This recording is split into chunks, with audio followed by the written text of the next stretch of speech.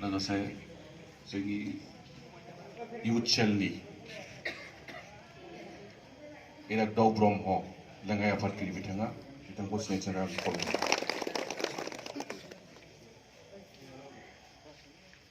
Youth सेलनिनो जोंहा जोंनि लकेल secretary बिथां एवस्रां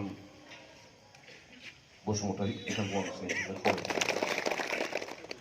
लोगोसे केसियार रां बाख्रि बिथां फुकन लाहारि बिथांखौ आङो लोगोसे जोंनाव नुजाफैबावनो हादों बिथां उत्तम ब्रह्म बिथाङा सिडिउलसिनि मेम्बार बिथांखौ सिनायथिनो जोंनाव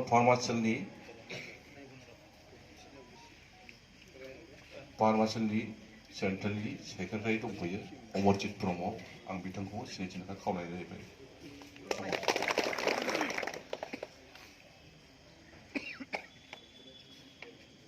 जोंनाव सेलनि आरो सासे मेम्बार दंबावो जोंनि लकेल अजित कर्मकार बिथांखौ सिनायथिनो थाखाय खावलायनाय। रबिदास अजित रबिदास बिथांखौबो सिनायथिनो थाखाय आं खावलायनाय। लेङाइ आफादगिरि मनज नार्जारि बिथांखौबो आं सिनायथिनो खावलायनाय। एससि सेलनि आफादगिरि नकुल दास बिथांखौबो सिनायथिनो खावलायनाय। फार्मार सेलनि बिजनि डिस्ट्रिक्टनि आफादगिरि पबित्र नार्जारि बिथांखौबो सिनायथिनो थाखाय खावलायनाय। जोंनि बिजनि डिस्ट्रिक्टनि सेक्रेटारि बिथां सरन नार्जारि बसुमतारी बिथांखौ आङो सिनायथिनो थाखाय खावलायनाय जायो। आलासि सिनायथिनायखौ आं बेखिनियावनो दोनथ'नाय जाहैबाय। दालायाफोर youth सेलनि लेंनायाव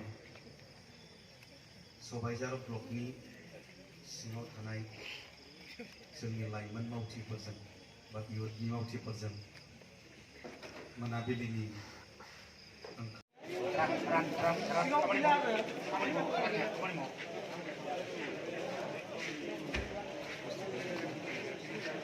Hey, I see that.